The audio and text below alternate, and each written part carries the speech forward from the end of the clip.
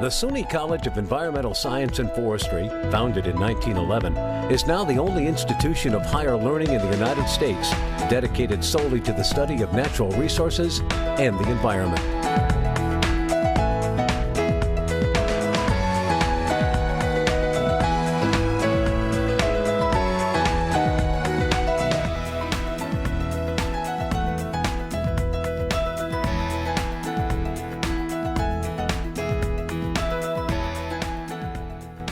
Hello and welcome to this edition of Improve Your World with SUNY-ESF.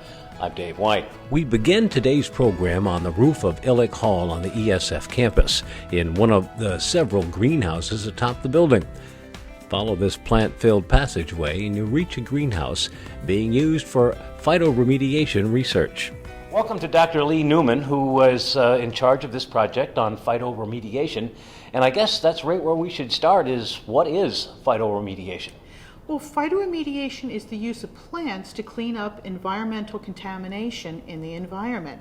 So we can look at using plants to take up and sequester heavy metals, or in the case of these poplar trees, to take up organic compounds and break them down into non-toxic byproducts. It's a safe way? It is completely safe, yes.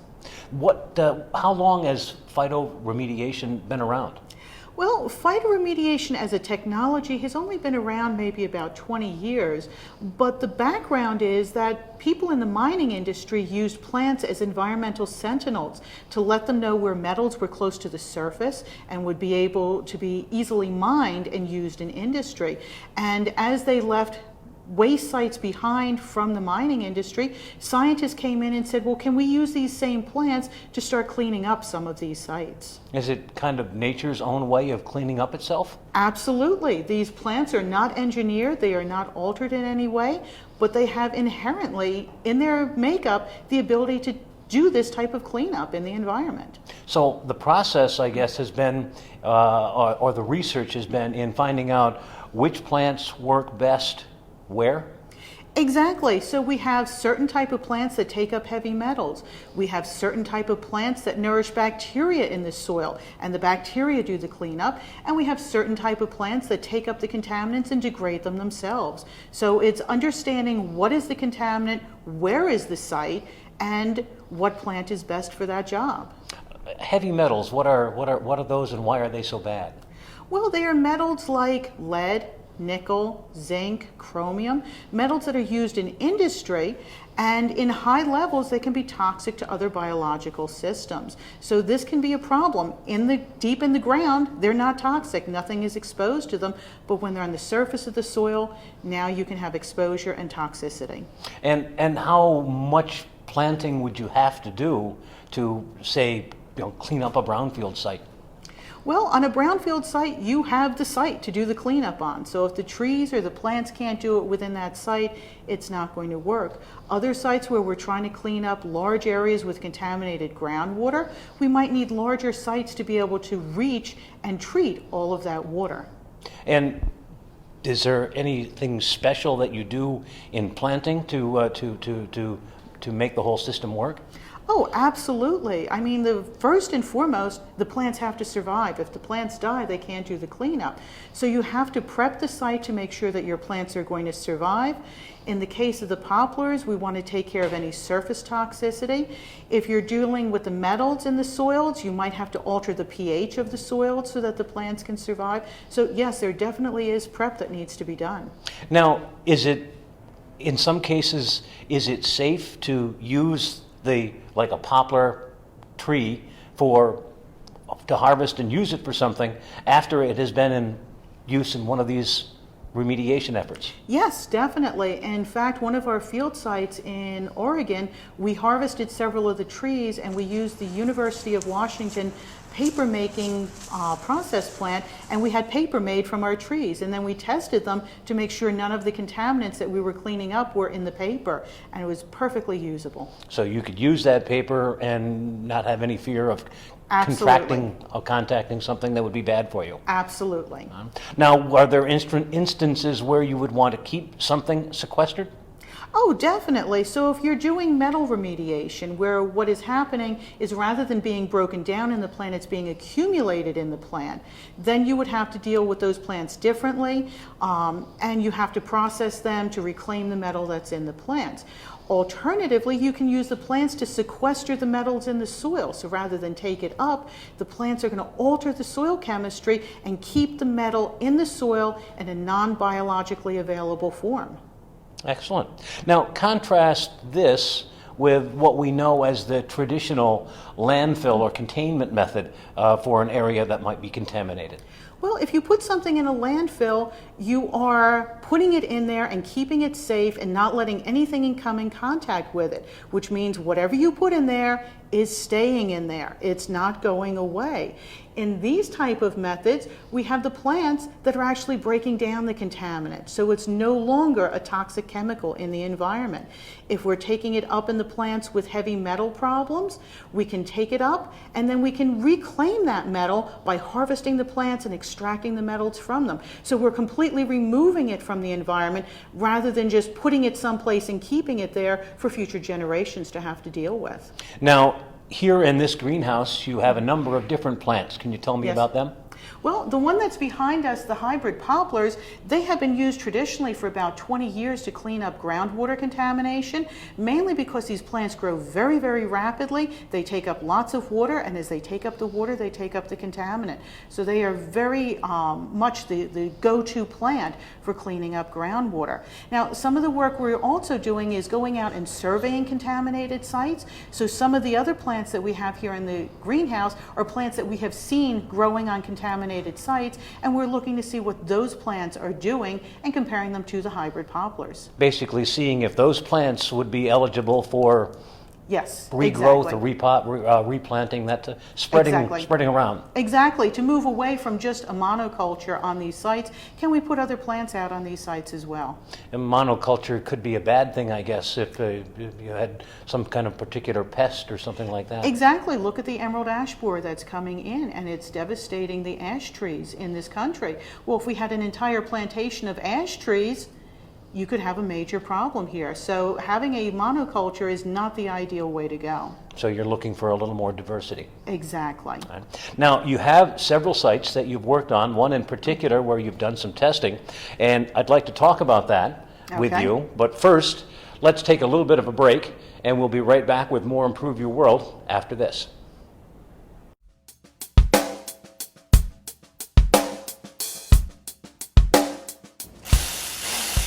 Power drills are handy tools, but they can hurt you if you're not careful. Make sure the drill is at a proper angle for the hole you need. And don't push too hard. That makes the drill bit wear out faster. Use the right drill bit for the materials. There are drill bits designed for wood, metals, concrete, and masonry. Keep your hand away from the trigger when tightening the drill bit in place. Many fingers have been damaged this way. Even drilling wood can heat up the drill bit, so let it cool before removing it. If you like the mobility of a battery-operated drill, the better the battery, the longer it will operate. But that may mean a bigger battery that's heavier to lug around, so make sure it's fully charged before using it. And finally, always wear your safety glasses. A tiny piece of debris will feel like a boulder if it gets caught in your eye.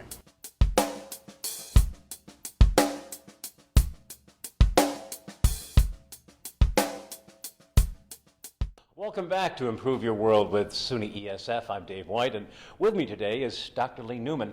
And we're in this greenhouse on Illick Hall on the ESF campus and talking about phytoremediation. And these are some of the plants that are used in that process to help clean up areas that are contaminated with a variety of different things.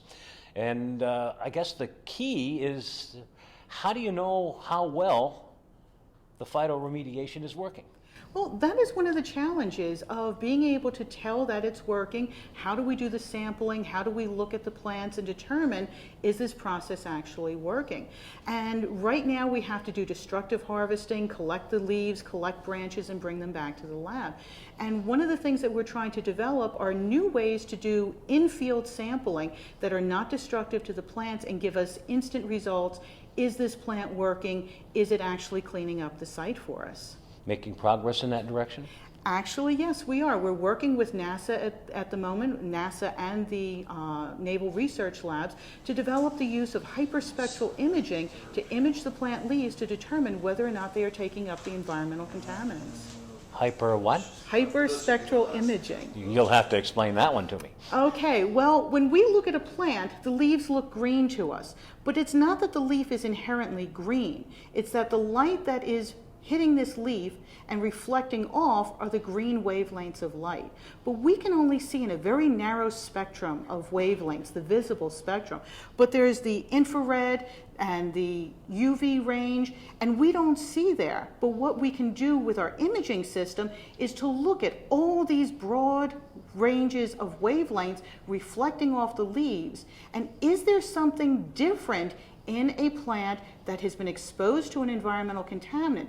Can we now image different wavelengths of light reflecting off these leaves, and can we use this as a monitoring tool on these contaminated sites? With an instrument like this, you're kind of seeing the leaf in its real form as we would see it, say, in the fall when the chlorophyll leaves the leaf and the colors are left?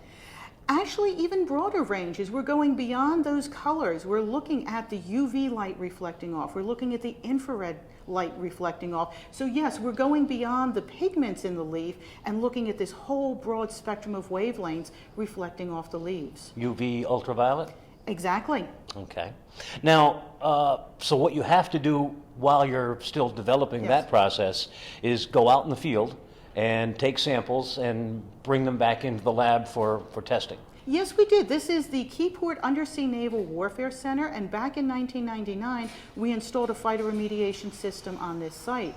And when we needed a test facility, I contacted the Navy base, and they said they would be very happy to have us come out there. So this summer, we packed up students and equipment and went out there and did some field sampling. Now, how big a plantation is this? There are 2 plantations on the site, both about 1 acre in size, sitting on top of a contaminated landfill. And you took the students out and tell us who they were, what they did, and how the process worked. Okay. Well, we went out there with our collaborator from the Naval Research Labs, Dr. David Lewis, and he brought the equipment we were using. And then the graduate student who was in charge of this project, Adam Hoffman, and an undergraduate researcher who was assisting on the project, Robert Hamilton, went out there and we did all the sampling right there on site. They actually had to go out and cut leaves off trees? Yes, we did. So what we did is we went out there and we cut leaves off the trees and we imaged them using this new imaging system that we're developing. We then took those leaves and processed them the way we would normally do it without the imaging system. So we froze them in liquid nitrogen to preserve the contaminants and their metabolites in the leaves, packed them on dry ice, and brought them back here to the lab for analysis. Is that a dangerous process at all? Not if done properly and with the proper safety precautions, not at all. Okay, because you're using liquid nitrogen, that could Yes. cause problems, couldn't It could cause burns if you're not handling it properly, but the students are trained on the proper handling procedures. We certainly don't want any accidents with the students doing this work. Do you take the leaf as a whole leaf, or do you have to take little pieces? Well, what we do is we take the entire leaf and image it, and then we put it in a bowl, add liquid nitrogen, grind it up, and then put the whole leaf in a jar and bring it back here with us. So we are sampling the entire leaf. And have you picked up any preliminary results as to how phytoremediation is working at this On that naval particular station? site, it looks like it's working quite well. The trees are very large, taking up lots of water, and we're seeing the metabolites for the contaminants in all the leaf samples that we've analyzed. So now what we need to do is go back to all our imaging data and try to correlate the amount of metabolites to the images that we received. And then you'd just be able to, you could eliminate a portion of that in the field type of processing? Exactly, exactly. So all we would have to do is go out and image the leaves without having to do the liquid nitrogen freezing and the dry ice shipping and the in-lab analysis of these leaves. Is this something that is beginning to, phytoremediation is beginning to take hold, and more people are turning to that instead of the traditional landfill to contain contaminated sites? It depends on where in the country you're standing. So in certain areas of the country where they were more progressive about accepting innovative technologies, phytoremediation is very well accepted and has been installed on a number of sites. Other areas that took a more conservative view of accepting innovative technologies? Not so much. And this is the challenge for us to go out and educate people in those areas, the regulators, the site owners, the engineering firms, of what phytoremediation can do and what it can't do. It's not going to solve every problem, but it is certainly a low-cost option for remediating a lot of these sites. Excellent. Thank you very much. Thank you. Dr. Lee Newman, working on phytoremediation here at SUNY-ESF. We'll be back with more Improve Your World after this.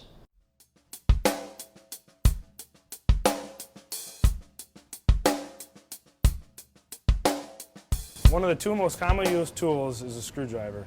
Screwdrivers are made to drive specific types and sizes of screws. This is the flathead screwdriver. The flat blade varies in size, which is selected based on the size of the screw slot. The closer the match, the easier it is to tighten the screw. The Phillips head screwdriver is designed to be used with screws with an X-shaped slot. Again, the closer the match, the easier it is to tighten the screw. Which screw to use? The Phillips head screw is designed for the application of extra torque, so it provides a tighter fit. Use it when tightness is critical. The Allen key or Allen wrench, a hexagon-shaped screwdriver, is often used to put together furniture. It's often L-shaped.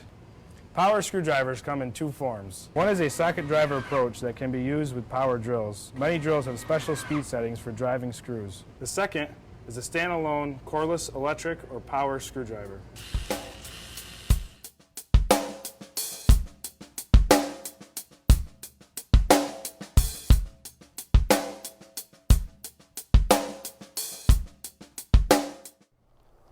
Welcome back to Improve Your World with SUNY-ESF. As you can see, we've left the greenhouse and relocated to a former industrial property, now under remediation. What we're looking at, what we call an alternative landfill cover system, and that means an alternative to what is specified in the regulations in terms of the technical requirements. And those technical requirements were put in place in order to do, as I said earlier, which is to restrict the movement of water, keep people from coming in contact with the underlying waste. And yet what we as engineers also recognize is that you need to put a lot of maintenance into those systems. You need to, in perpetuity, that system needs to be there. And the nice thing about these willow-based systems is that they will be here in perpetuity, and they're a little bit more adaptable to the changing climate. Our environmental regulations were written to address waste disposal and to essentially keep the water from coming in contact with the waste, because when that happens, you get chemicals, you'll get particulates that will become transported by the water as the water moves through the waste material. So we're trying to keep those contaminants, particulates, and whatever else might be of concern from being transported outside these boundaries and into the groundwaters and surface waters that are adjacent to the site. This particular site, the primary concern is associated with chloride transport, and because chloride moves relatively easily and only will move with the movement of water, as we obstruct the water flow, we obstruct the movement of the chloride. The technical definition, when water comes in contact with the waste, that water is technically regulated as what we call leachate. And our objective, first and foremost, is to minimize the formation of leachate and restrict the movement of any leachate that is formed. Well, where we are right now, we're in about the 8th year of research and demonstration projects that the college has been involved with. We started with very small little pots in greenhouses, and we have now brought this up to the 10 acres that's behind me. We've got 25 acres to the west of me that was planted this year, and another 25 acres or more will be planted next year.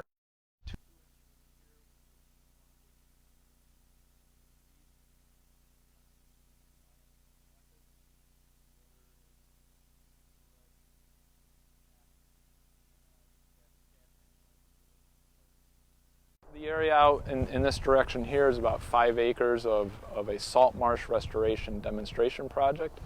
The idea here was that the water typically is flowing into this relatively low-lying area, and we are continuing research into the water uptake and water movement in this wetland area to hopefully show that we're moving and controlling the water in an effective way that meets the regulatory requirements.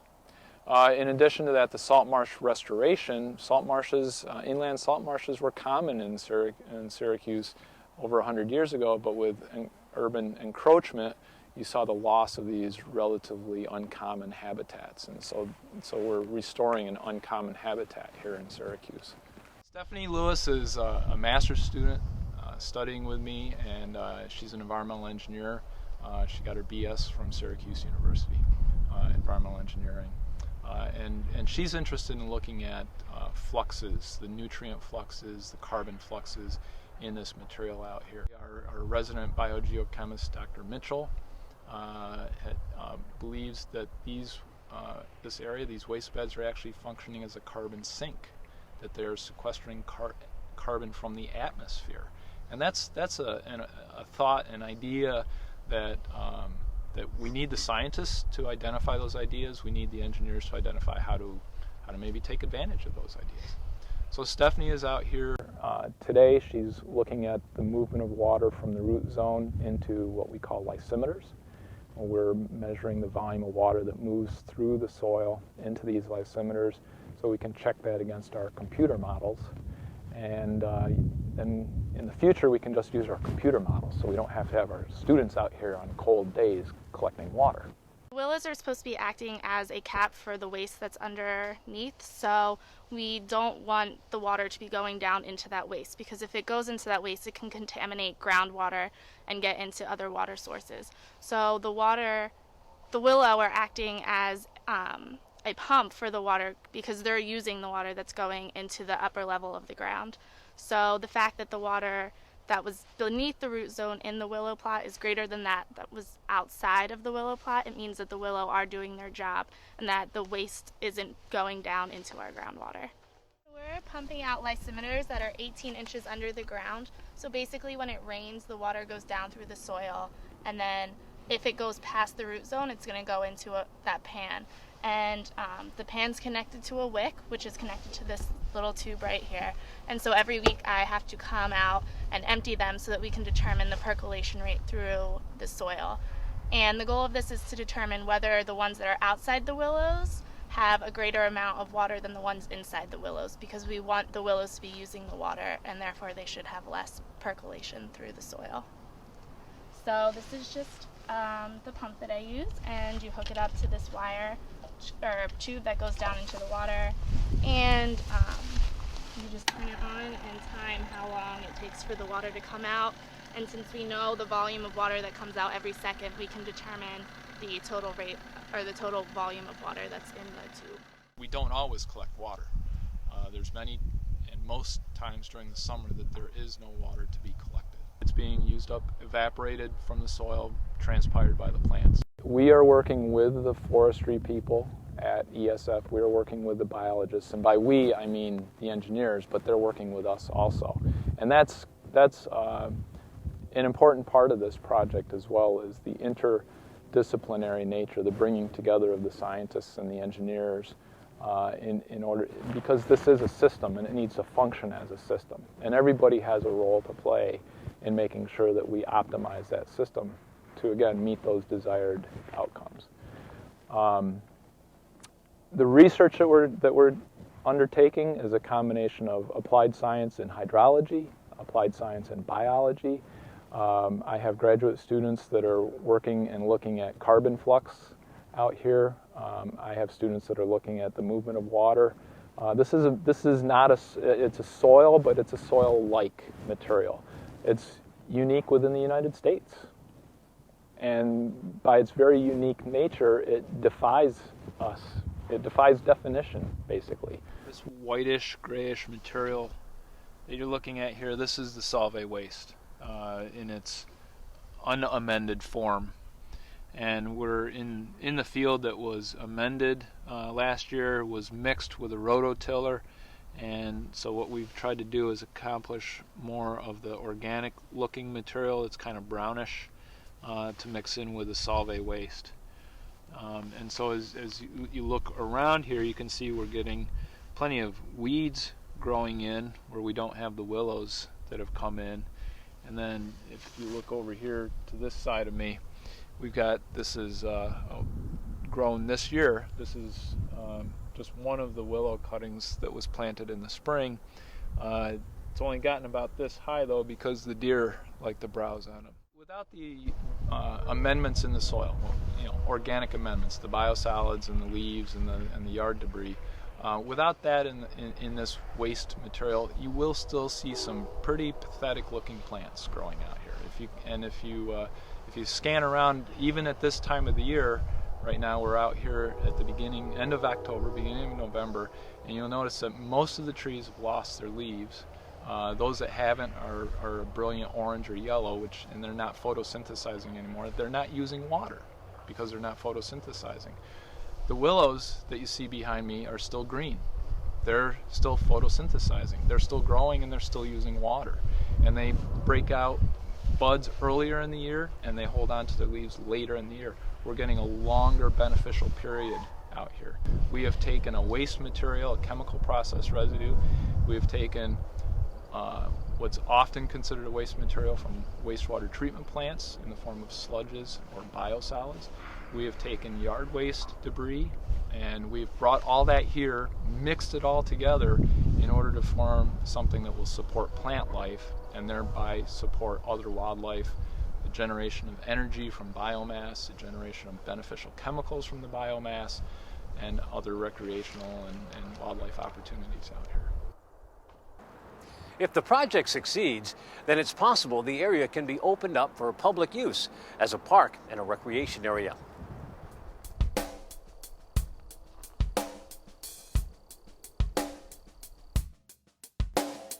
One of the two most commonly used tools is the hammer. Hammers are used to drive nails, brads, anchors, and assorted other fasteners into a variety of materials like wood, gypsum, wallboard, and masonry. The most common is the claw hammer. Pounding them in on one side and pulling them out on the other. The claw hammer can also be used as a pry bar.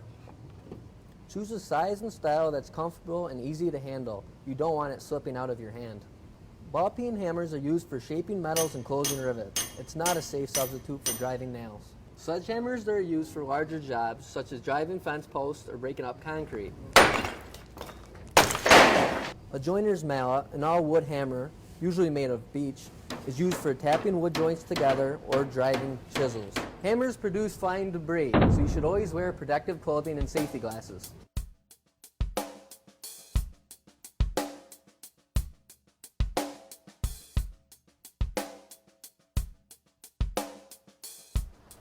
Thanks for watching this edition of Improve Your World with SUNY-ESF. We hope to see you next time.